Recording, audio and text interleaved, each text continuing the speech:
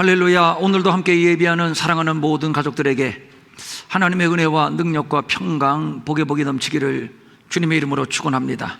예수님의 생애의 절정은 뭐니 십자가인데, 제자들과 함께 나누셨던 최후의 만찬, 체포당하심, 불법적인 재판의 과정, 그리고 십자가에 높이 달린 과정, 또 죽으시고 부활하신 전 과정을 말합니다.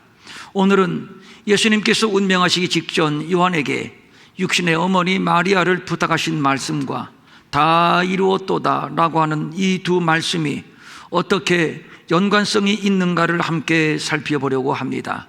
이 두 말씀의 연관성, 아무리 봐도 연관성을 찾기가 어려운 것 같은데 어떤 연관성을 말하는 것인가? 난해한 문제이지만 함께 풀어가면서 은혜를 나누려고 합니다. 예수님께서 십자가에 달리셨을 때 그 밑에는 마리아라는 이름을 가진 4명의 여인들이 있었는데, 그 중에 예수님의 어머니 마리아가 있었습니다. 그런데 곱씹어야 할 일이 발생을 합니다. 십자가 위에서 예수님은 어머니 마리아를 내려다봅니다. 자신을 낳아주신 어머니, 처녀의 몸으로 예수를 낳음으로 온갖 수모와 모멸 속에서 마음고생을 온몸으로 받아내며 살았던 어머니, 불쌍한 어머니, 그러나 고마우신 어머니입니다. 어머니의 입장도 역시 마찬가지죠. 아들 예수가 피투성이가 된 채 십자가에 달린 모습을 지켜보고 있습니다. 차라리 보지 않았으면 좋았겠지만 그래도 어머니이니만큼 아들의 치유를 마지막까지 지켜보기 위해서 여기 십자가까지 따라왔습니다. 굳이 여기까지 따라온 이유가 있었을까요? 아마도 다음과 같은 2가지 이유 때문일 겁니다. 첫째, 남편 요셉과 사이에서 낳은 아들은 아니지만 어쨌든 배 아파서 난 아들이요 30년 동안 품속에서 키운 아들입니다. 아들이 가는 마지막 길인데 당연히 현장까지 와보고 싶지 않겠습니까? 충분히 그럴 수 있다고 봅니다. 2번째, 예수는 자신이 남자를 알지 못하던 시절에 성령에 의해 잉태되어 출생된 하나님의 아들 메시아라는 사실을 인류 역사상 유일하게 경험적으로 알았던 여자입니다. 남편 요셉마저도 천사가 그렇다 하니까 그런 줄로 믿은 것이지요. 우리도 마찬가지입니다. 성경에 그렇게 기록되어 있으니까 우리는 의심하지 않고 그렇게 믿는 겁니다. 그러나 마리아는 다릅니다. 예수가 남자가 아닌 오직 성령에 의해서 잉태된 하나님의 아들 메시아라는 사실을 유일하게 마리아만 입증할 수 있습니다. 마리아는 이제 아들이 자기 백성을 죄에서 구원하기 위하여 자기의 갈 길로 가고 있음을 알고 있습니다. 예수가 자신의 몸을 빌려 이 땅에 온 것이 바로 이때를 위함인 줄도 알고 있습니다. 그래서 아들이 참혹한 십자가에서 고통을 이겨내고 승리하기를 간절히 기도하며 응원하는 마음으로 이 자리까지 따라왔을 겁니다. 매를 맞고 피를 흘리고 정신마저 혼미해지는 순간에 예수는 십자가 밑을 내려다 보았고, 그때 육신을 낳아주신 어머니, 양육해주신 어머니가 눈에 들어옵니다. 숨쉬기조차 어려운 이 순간에 예수님은 어머니를 부릅니다. 그리고 말씀합니다. 여자여 보옵소서 아들입니다. 그런데 이상합니다. 어머니를 부르는 호칭이 여간 낯설지 않습니다. 보통이라면 어머니 보세요, 어머니의 아들입니다, 이렇게 말씀하셔야 되는 것 아닌가요? 그런데 아닙니다. 자신의 신분을 분명히 아들이라고 밝혔다면 당연히 어머니라고 호칭을 해야 되는데, 그런데 어머니를 어머니라고 부르지 않고 여자라고 부르고 있습니다. 굉장히 낯선 표현입니다. 예수님이 무례하기 때문인가요? 그것은 아닐 겁니다. 다른 사람이 아닌 예수님이 그렇게 부르셨다면 다분히 그렇게 부르신 의도가 있을 것이고, 그렇다면 우리는 함께 그 예수님의 의도를 찾아봐야 할 것입니다. 여기에서 쓰여진 이 여자라고 하는 원어는 귀내인데, 어떤 여자를 정중하고 예의 바르게 부르는 존경의 호칭입니다. 존경의 호칭, 최상급의 존경의 호칭. 그러나 아무리 그래도 자기를 낳아준 어머니를 여자라고 부르는 것은 어쨌든 적합한 호칭은 아닙니다. 그런데 이 호칭을 최초로 사용한 분이 있는데 바로 에덴에서 하나님이십니다. 에덴에서 아담이 선악과를 따먹음으로 인해서 아담과 그의 후손은 죽어야 했습니다. 반드시 죽어야 했습니다. 하나님이 정하신 엄격한 계명을 어겼기 때문입니다. 그러나 하나님은 죽일 수 없었습니다. 사랑이시기 때문입니다. 그리하여 아담을 미혹하여 범죄케 한 뱀의 머리, 즉 사탄의 머리를 밟아 짓이겨 심판하고 자기 백성을 죄에서 구원하실 것을 작정하셨는데 그 주인공이 바로 여자의 후손으로 오실 하나님의 아들 예수 그리스도이십니다. 그러면 하나님의 아들을 낳게 될 여자는 누구인가? 여러 신학적인 해석이 있습니다만 구약의 진통을 통해서 예수를 자기 땅에 오게 한, 예수를 자기 땅에 출생케 한 이스라엘이라고 할 수 있고, 또 남자 없이 예수를 낳은 어머니 마리아일 수도 있습니다. 저는 이 두 견해를 함께 수용하는 입장에 있습니다. 예수님께서 공생애를 시작하실 때 첫 번째 사역이 가나 혼인잔치에서 물로 포도주를 만든 표적입니다. 그런데 공생애 사역의 출발선에서 예수님은 역시 어머니를 어머니라고 부르지 않고 귀내 여자라고 불렀습니다. 여자여, 나와 무슨 상관이 있나이까? 내 때가 아직 이르지 아니하였나이다. 이것은 어머니와 아들의 혈통으로 맺어진 사적인 관계가 아니라, 그러니까 혈통으로 맺어진 사적인 관계를 청산하고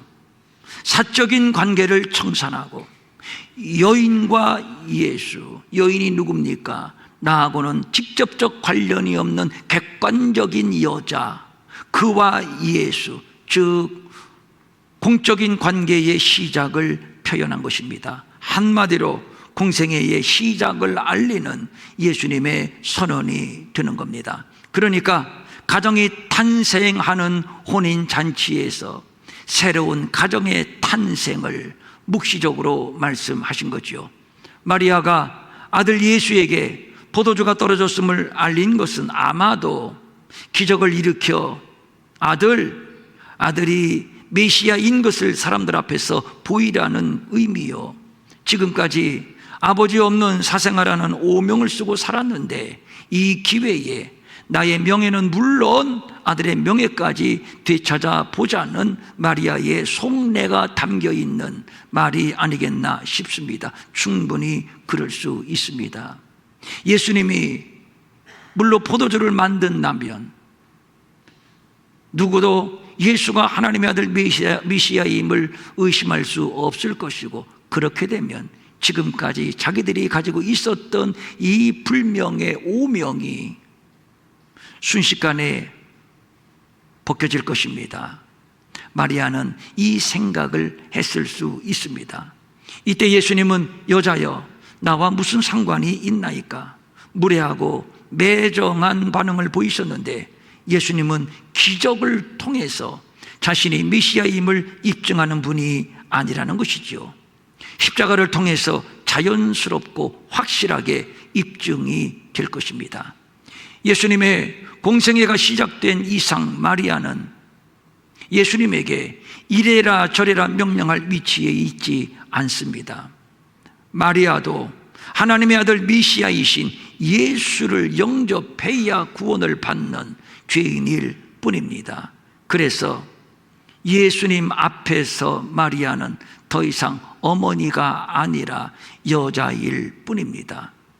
그런 의미에서 가톨릭이 마리아를 신성시하고 그를 숭배하는 것은 완전히 잘못된 것입니다. 저들은 마리아에게 기도를 합니다. 마리아는 예수의 어머니, 그러니까 독보적으로 예수님보다 상위에 있기 때문에 어머니가 아들에게 부탁을 하면 아들은 들어줄 수밖에 없기 때문에 마리아에게 기도를 한다는 것이죠. 굉장히 해괴한 논리입니다. 이런 궤변이 어디에 있습니까? 그렇다면 예수님이 하나님을 아버지라고 부르는데, 그러면 마리아는 예수님의 어머니이니만큼 하나님의 부인입니까? 예수님은 성자 하나님, 마리아는 성자 하나님의 어머니, 그러므로 마리아는 하나님의 어머니. 이것이 가톨릭의 교리입니다. 엉터리지요. 예수님은 자기 백성을 죄에서 구원하기 위하여 오신 하나님의 아들이요 메시아입니다. 분명한 것은 어머니의 후손이 아닌 여자의 후손으로 오셨다는 것입니다. 마리아가 예수를 낳기는 했지만 여자일 뿐이요 죄인일 뿐입니다. 그 이상도 그 이하도 아닙니다. 내 때가 아직 이르지 아니하였나이다. 가나 혼인잔치로부터 출발한 예수님의 공생애는 마리아의 아들로서의 생애가 아니라 하나님의 아들 메시아로서의 생애인 것이며, 그 생애는 십자가의 때를 향해서 나아갈 것입니다. 만약에 예수님이 마리아 어머니의 아들이었다면 가나 혼인잔치에서 어머니의 청을 들어주어서 어머니의 한도 풀고 자신의 한도 풀려고 했을 겁니다. 돌로 떡을 만들거나 저들의 요구대로 세력을 결집해서 이스라엘의 왕이 되려고 했을 겁니다. 못할 것이 무엇이 있나요? 예수님에게는 그럴 만한 충분한 능력이 있는데 다 했을 겁니다. 그러나 예수님은 자신이 마리아의 아들이 아니라 여인의 후손으로 온 하나님의 아들 메시아임을 한시도 잊지를 않았습니다.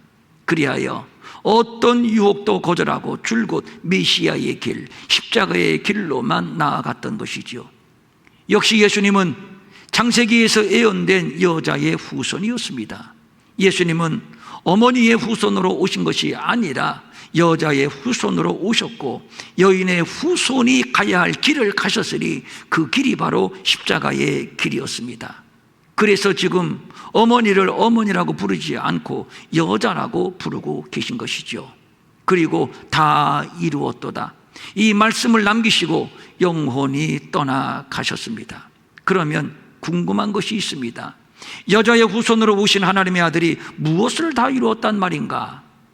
우리가 어렴풋이는 다 알고 있습니다만 오늘은 본문에서 명쾌하게 그 결론을 도출해 보려고 합니다. 예수님은 십자가 밑에 있는 제자 요한에게 말씀합니다. 또 그 제자에게 이르시되, 제자 요한에게 이르시되 보라 내 어머니라 하신대, 그때로부터 그 제자가 요한이 자기 집에 모시니라. 이때로부터 요한은 마리아를 모시게 됩니다. 예수님은 자신이 여자라고 부르는 육신의 어머니 마리아를 요한에게 부탁합니다. 어머니를 여자라고 호칭한 것만큼이나 이 말씀도 굉장히 이해하기 난해한 말씀입니다. 우리가 본문을 해석할 때 예수님이 숨을 거두시기 직전에 자기를 낳아준 어머니를 요한에게 부탁하셨으니 예수님은 굉장히 효자다. 어린이 주일에 강단에서 단골로 목사님들이 하는 설교의 내용입니다. 틀렸다고는 할 수 없지만 그렇게만 본다면 완전히 수박 겉핥기식입니다. 더 심오한 뜻이 있을 겁니다. 예수님에게는 다수의 형제들이 있고 또 다수의 누이들이 있었습니다. 설사 이 자리에 함께 있지 않다 하더라도 당연히 다른 자식들이 어머니를 모시게 될 겁니다. 그럼에도 예수님은 마리아를 다른 형제가 아닌 요한에게 부탁하면서 내 어머니라고 말씀을 합니다. 그러면 다른 형제들은 자신들의 어머니에게 아예 무관심했을까요? 처음부터 불효자였을까요? 예수님이 보실 때 저 형제들에게 내 어머니를 맡길 수 없다, 그 정도로 다른 형제들은 완전히 인격이 파탄된 자들이었을까요? 그건 아닐 겁니다. 그러므로 굳이 부탁하실 거면 형제들에게 부탁을 하셨어야 했습니다. 형제들아, 내가 먼저 어머니의 곁을 떠나니까 어머니를 잘 부탁한다.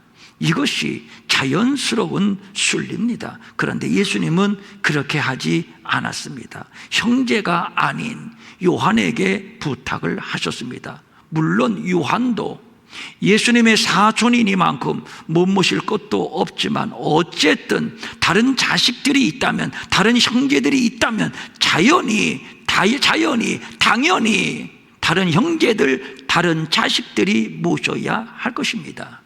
그런데 파격적으로 한 다리 건너 요한에게 어머니를 부탁하고 계십니다.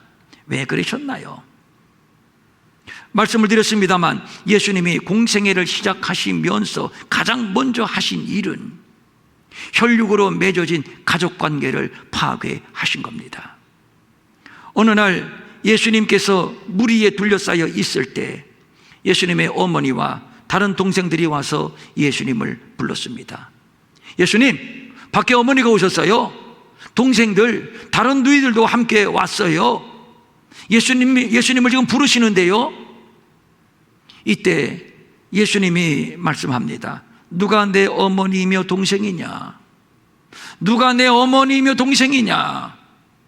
어머니가 아니고 동생이 아니다. 그러니까 어머니와의 관계의 단절, 형제들과의 관계의 단절을 말씀하십니다. 그리고 둘러 앉은 자들을 보시며 이르시되 내 어머니와 내 동생들을 보라. 누구든지 하나님의 뜻대로 행하는 자가 내 형제요 자매요 어머니니라. 그러니까 밖에 있는 어머니가 내 어머니가 아니고 밖에 있는 내 형제 자매가 내 형제 자매가 아니라 하나님의 뜻대로 행하는 너희들이 바로 내 형제다, 바로 내 자매다, 바로 내 어머니다. 이렇게 말씀하고 있는 겁니다. 혈통으로 맺어진 가족관계를 하늘이 맺어준 끊을 수 없는 천륜이라고 하는데, 그래서 우리나라에는 피는 물보다 진하다는 말이 있지 않습니까? 그런데 지금 예수님의 말씀은 천륜을 파괴하는 완전히 파격적인 말씀입니다.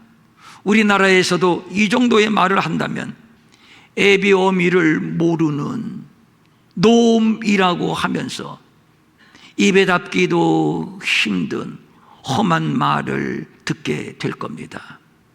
이런 예는 또 있습니다. 내가 세상에 화평을 주러 온 줄로 생각하지 말라. 화평이 아니요 검을 주러 왔노라. 검을 던지러 왔노라. 그 뜻입니다. 내가 온 것은 사람이 그 아버지와 딸이 어머니와 며느리가 시어머니와 불화하게 하려 합니다. 그러니까 가족들 사이의 불화, 가족들 사이에 전쟁을 일으키기 위해서 오셨다는 말씀인데, 아무리 예수님의 말씀이라고 해도 너무한 말씀임에 틀림이 없습니다. 이 말씀을 어떻게 이해를 해야 되나요? 반윤리적, 반가정적, 반사회적인 말씀입니다.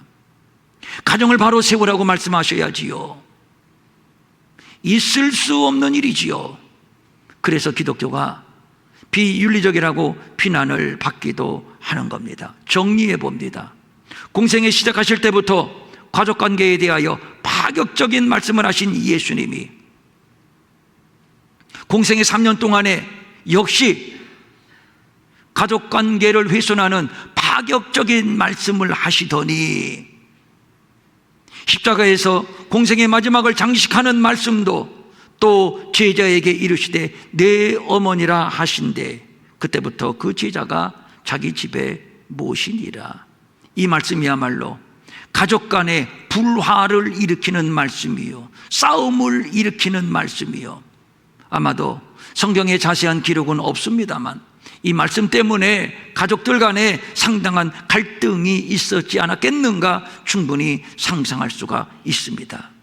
이때로부터 요한이 마리아를 자기 집에서 아예 모시고 살았습니다. 그러면 가족들 간에 불화를 충분히 예상하면서까지 형제가 아닌 요한에게 어머니를 부탁하신 이유가 무엇일까요?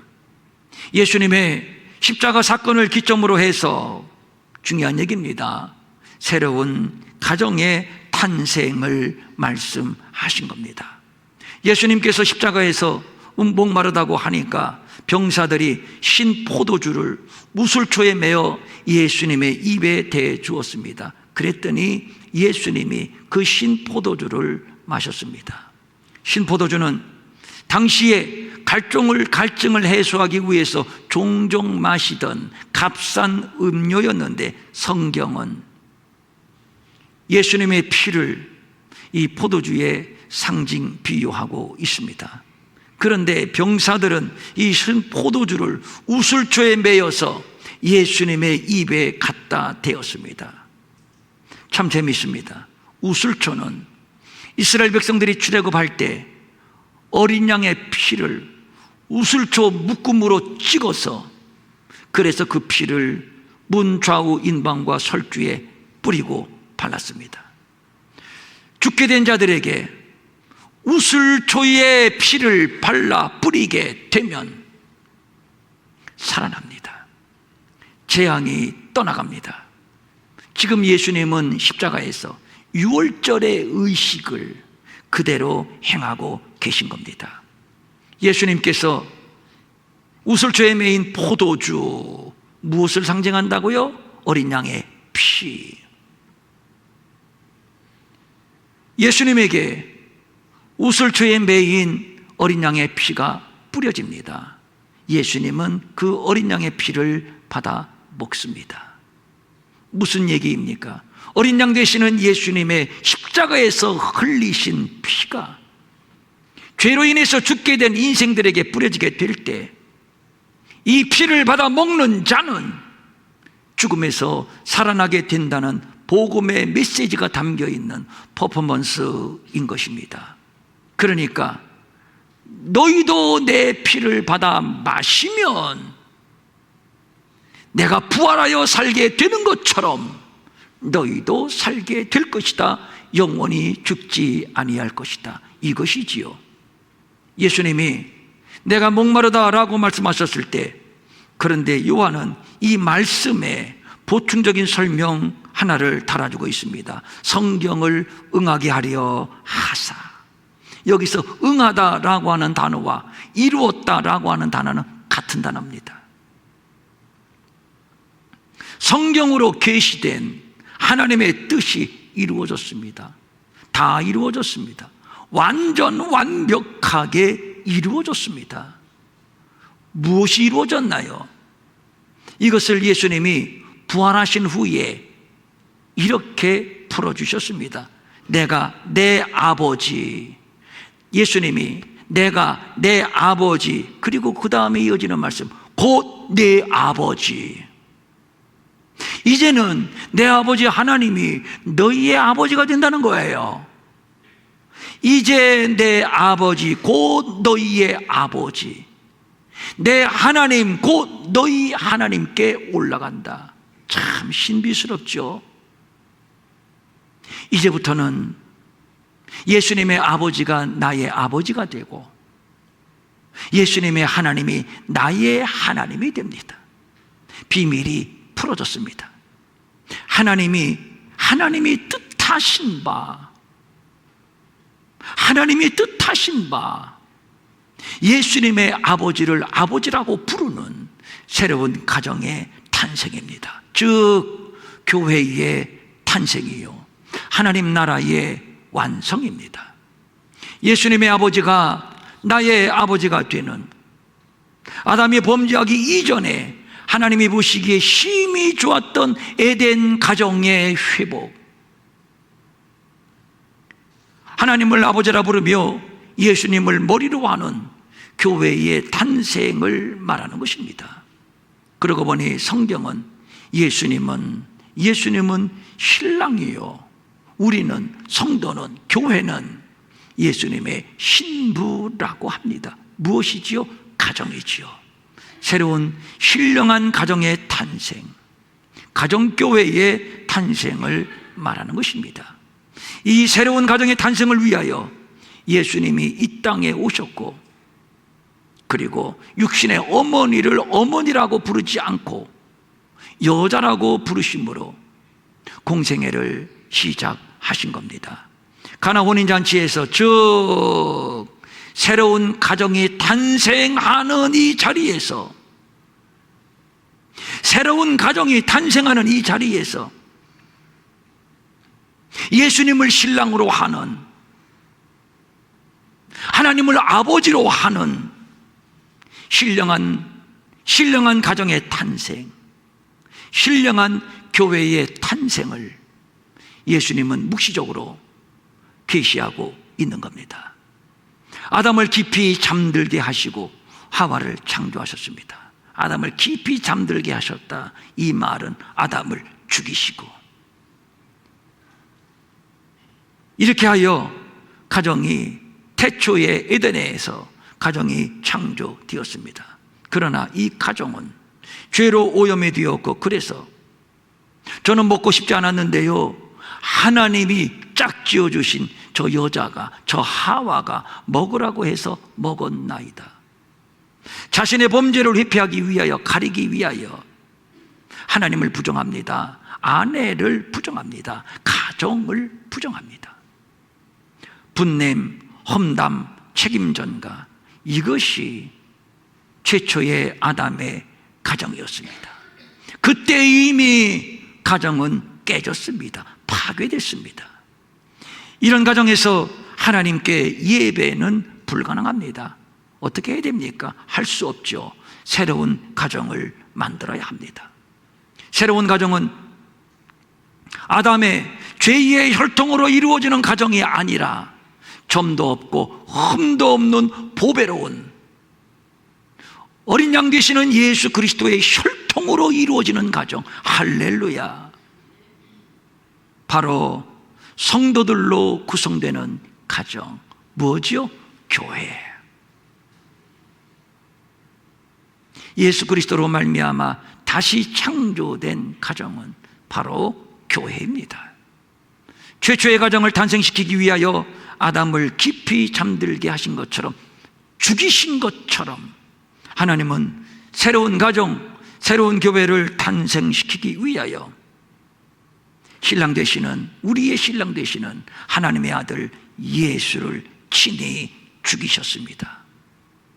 옆구리를 찔러 물과 피를 쏟게 하시고 우슬초로 찍어 그 피를 우리에게 먹여 주시고, 그리고 우리를 살려 한 가족으로 만들어 주셨습니다. 그는 우리의 화평이신지라 둘로 하나를 만드사 원수된 것 곧 중간에 막힌 담을 자기 육체로 허시고 자기 안에서 한 새 사람을 지어 화평하게 하시고 또 십자가로 이 둘을 한 몸으로 하나님과 화목하게 하려 하심이라. 이는 그로 말미암아 우리 둘이 한 성령 안에서 하나님께 한마디를 더 덧붙인다면 함께 나아감을 얻게 하려 하심이라. 그러므로 이제부터 너희는 외인도 아니요 나그네도 아니요 오직 성도와 동일한 시민이요 그리고 하나님의 권속이라. 예수님의 십자가 사건 이전에 우리는 이방인이었습니다. 이스라엘 백성들에게 우리는 외인이었고 나그네였고 원수였습니다. 완전 별개의 나라, 완전 별개의 민족이었습니다. 그러나 예수 그리스도의 십자가를 통해서 드디어 유대인과 이방인이 한 몸이 되었습니다. 화목하게 되었습니다. 인류가 하나가 되었습니다. 인류가 화목하게 되었습니다. 이방인과 유대인 그리고 온 인류가 서로 하나가 되어 함께 하나님 앞에 나아가는 동일한 시민이요 식구라는 뜻입니다. 권속이 되었습니다. 여기서 말하는 권속은 바로 가정입니다. 바로 식구입니다. 우주적인 하나의 가정, 무엇입니까? 우주적인 그리스도의 몸, 곧 교회를 말하는 것이죠. 원수 되었던 이방인인 우리가 예수님의 아버지를 나의 아버지라고 부르며 유대인과 이방인, 온 나라, 온 민족, 온 백성이 함께 한 분 하나님 앞에 나아가 한 분 하나님 앞에 예배하는 새로운 가정의 탄생, 새로운 교회의 탄생. 드디어 아담의 범죄로부터 시작된 하나님의 오랜 수건이 이루어졌습니다.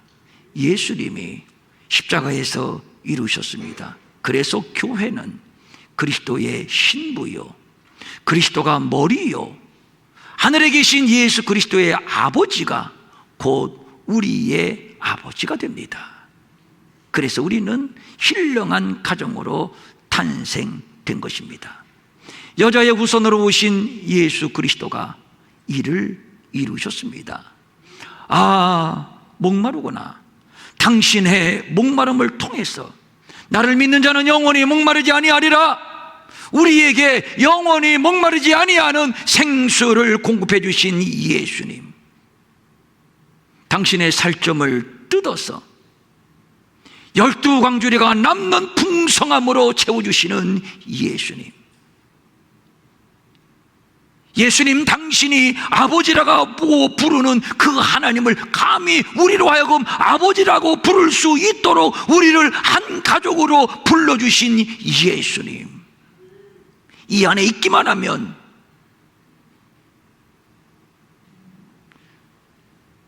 목마르지 않습니다. 배고프지 않습니다. 풍성함을 경험합니다. 죽지만 삽니다. 그래서 영원한 가족입니다. 그래서 신령한 교회입니다. 그래서 하나님의 나라입니다. 이제 우리는 이방인이 아닙니다. 그리스도 밖에 있지도 않습니다. 하나님과 화목하게 되었고, 유대인과도 화목하게 되었고, 열방 모든 나라 모든 민족과도 화목하게 되었습니다. 한 세 사람이 되었습니다. 이제 우리가 함께 하나님 앞에 나아갑니다. 그리고 아버지라고 부릅니다. 우리는 한 가정, 한 가족이 되었기 때문입니다. 그렇다면 이제 계속 새로운 가족을 찾아 이 은혜가 땅끝으로 흐르게 해야 할 사명이 우리에게 있다는 것을 기억해야 할 겁니다. 지난주에 스리랑카 목사님 몇 분들에게 말씀을 증거했습니다. 저는 스리랑카 목사님들은 처음 만났습니다. 그분들에게 말씀을 전한 것도 처음이었습니다. 처음 만나는 사람, 뭐 생김새도 다르고 언어도 통하지도 않고 낯설 수밖에 없지요. 그런데 이상합니다. 전혀 낯설지 않았습니다. 만나자마자 우리는 끌어안았습니다. 반갑게 인사를 나누었습니다. 헤어질 때는 끌어안고 또 만납시다, 또 만납시다. 목사님 스리랑카에 와주세요, 와주세요. 헤어지기 싫어서 어떤 목사님은 눈망울이 촉촉해지시더라고요. 헤어지는 것이 너무도 아쉬웠습니다. 무엇인가요? 무엇인가요? 우리는 이미 한 가정이요, 이미 한 가족이요, 이미 한 교회요, 이미 그리스도의 몸에 붙어 있는 한 지체이기 때문입니다. 이것을 우리 예수님이 다 이루었다고 하셨습니다. 그분은 마리아의 아들이 아니라 여자의 아들로 오셔서 당신이 메시아임을 우리에게 증거하시고, 그리고 메시아의 길로 가셨으니 그 십자가에서 마침내 우리를 한 가족, 한 가정으로 우리가 묶여졌음을 선포해 주셨으니, 이것이 오늘 우리가 누리는 은혜입니다. 그리스도 안에 있는 자는 한 가족이요, 그래서 성령이 하나가 되시게 하신 것을 우리가 힘써 지키면서 서로 함께 하나가 되어 아버지께 나아가는 것이죠. 그래서 믿는 자들이 서로 불화한다, 분열한다, 싸운다, 교회에서 분리하고 싸우고, 어떤 이유, 어떤 명분으로도 이것은 용납될 수 없습니다. 어떤 이유, 어떤 명분으로도 용납될 수 없습니다. 그리스도를 머리로 하고 하나님을 아버지라고 부르는 이 신령한 가정 내에서는 있을 수 없는 일입니다. 그래서 우리에게 말씀합니다. 너희는 성령이 하나가 되게 하신 것을, 한 가족이 되게 하신 것을, 한 지체가 되게 하신 것을 힘써 지키라. 그렇습니다. 하나가 되게 하셨음을 감사하고 이제 계속해서 우리의 가족이 또 새 가족이 불어나야 하는데, 이것을 선교라고 하고 전도라고 하고 이것을 부흥이라고 합니다. 이를 위하여 우리 예수님은 우리에게 성령을 보내주신다고 약속하셨습니다. 예수님이 떠나신다고 했을 때 제자들이 큰 두려움에 쌓였습니다. 그때 우리 예수님이 하신 말씀이 뭡니까? 너희는 마음에 근심하지 말라. 뭘 근심하느냐? 이제 새 가족이 만들어지는데, 어떤 새 가족? 예수님이 남편, 하나님이 아버지, 그리고 주 안에서 부름받은 우리 모두가 다 지체, 형제, 자매, 식구, 권속.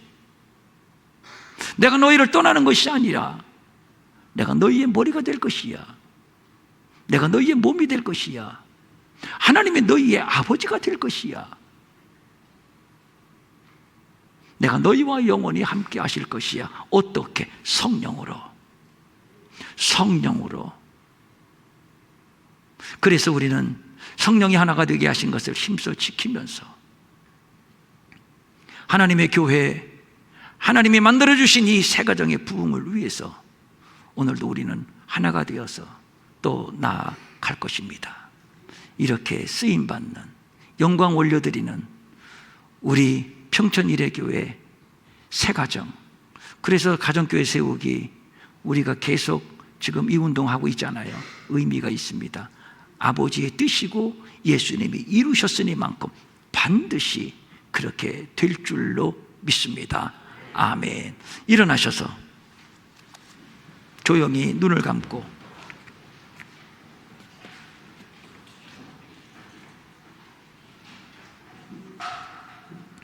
여러분,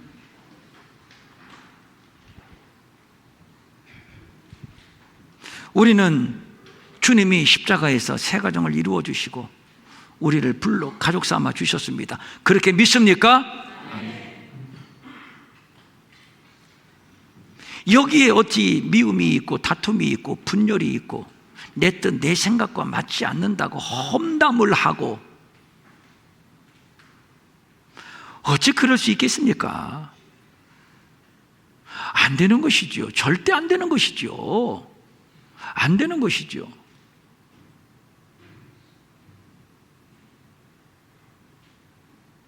아담이 하나님이 만들어주신 가정을 잘못 지킴으로 인해서 깨진 것, 둘째 아담 예수 그리스도가 우리에게 새 가정을 창조해 주셨으니 이게 바로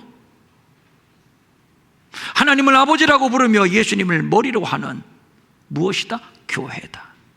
그래서 우리의 가정은 단순히 생물학적 가정이 아니라 무슨 가정이다? 가정 교회다. 그래서 우리는 가정교회를 세우는 것이죠.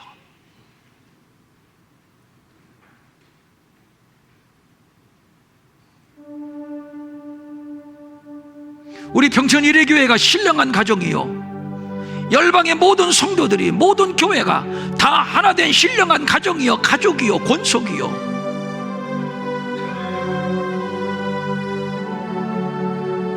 그래서 우리는 우리의 또 다른 가족들에게 하나님이 우리에게 주시는 신령한 양식과 또 기름진 육신의 양식을 함께 나누는 것입니다. 이것을 선교라고 합니다.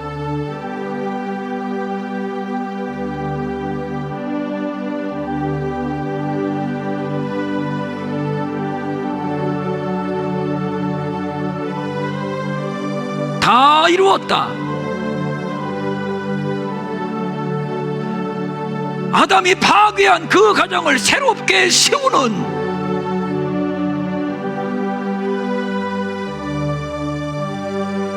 신령한 교회, 하나님의 나라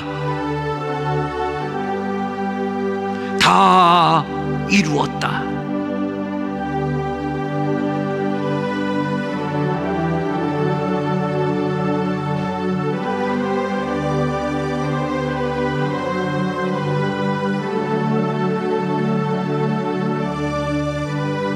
우리 안에 불순종의 아담의 피, 분열과 미움과 책임전과 험담, 거짓, 아담의 죄성 때문에 하나님이 우리에게 주신 이 신령한 가정을 훼손하는 자들이 있을까 심히 두렵습니다.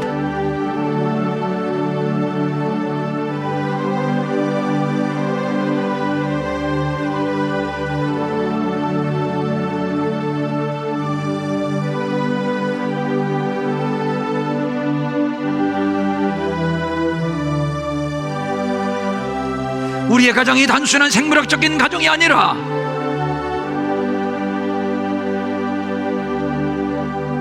예수의 피로 하나가 된 신령한 가정교회가 되기를 원하옵나니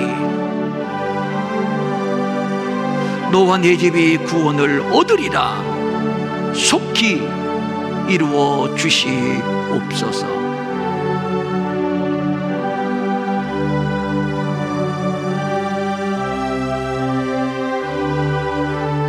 신령한 교회 공동체는 신령한 가정 공동체요,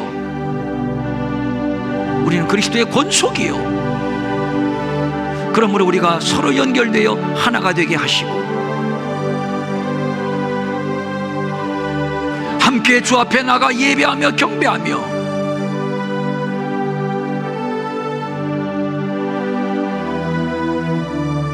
날마다 이 가정에 공급해 주시는 신령한 양식을 받아 먹고 새 힘을 얻고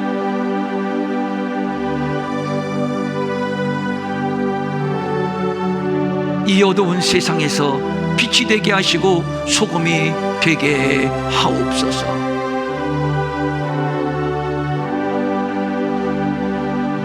내 주의 나라와 주 계신 성전과 그 피로 사신 교회를 늘 사랑합니다. 그 피로 사신 가정을 늘 사랑합니다.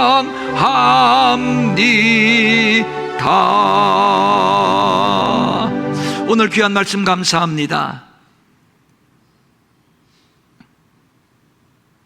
우리에게 주신 이 아름다운 가정교회 공동체,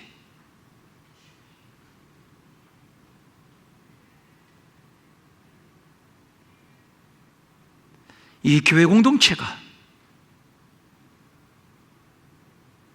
성령이 하나 되게 하신 것을 힘써 지키게 하옵소서. 그리하여 화목하게 하시고 평안하게 하시고 사랑하게 하시고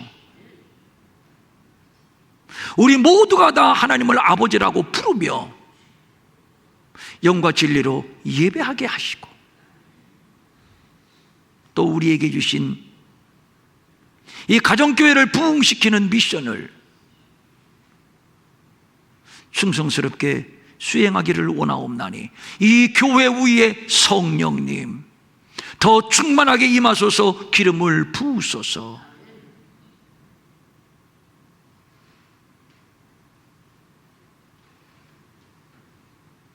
우리의 혈육으로 이루어진 가정, 이 차원에 머물러서야 되겠습니까? 되겠습니까? 아버지, 예수님이 십자가에서 걸리신 그 보혈이 흐르는 가정, 신령한 가정, 새 가정, 가정교회,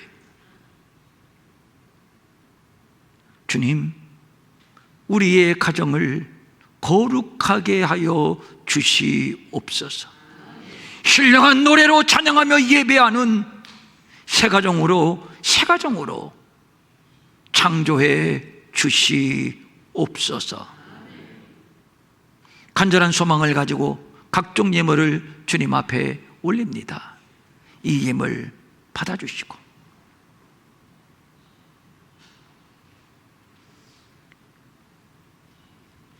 육을 입고 있지만 육의 양식으로 사는 것이 아니라 영의 양식으로 사는 신령한 하나님의 백성이 되었으니 주여, 신령한 은혜, 신령한 양식, 신령한 만나를 날마다 우리의 영혼 속에 채워주시고 공급해 주시옵소서.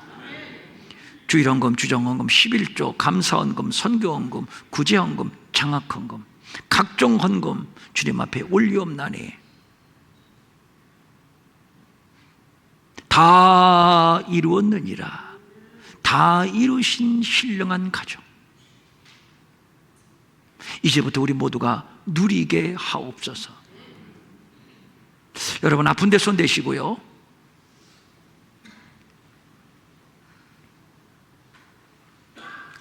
이 손은 내 손이 아니라 주님의 손입니다.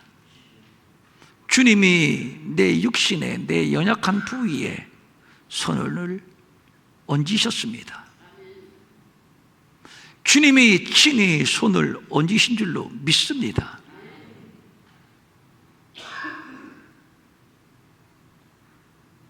내가 명하노니 질병과 병만은 떠나갈지어다. 떠나갔음을 선포하노라. 이제 너희는 새 가정의 새 식구이니 몸도 마음도 영혼도 거룩할지어다. 거룩할지어다. 거룩해졌음을 선포하노라. 이제는 우리 주 예수 그리스도의 은혜와 하나님 아버지의 무한하신 사랑과 성령님의 감화, 감동하시고 위로하시고 안위하시고 능력 주시고 형통케 하심이 새 가정을 얻고 새 가정의 행복을 누리며 돌아가는 모든 성도들 머리 위에 영원히 함께 없으시기를 간절히 축원하옵나이다. 아멘.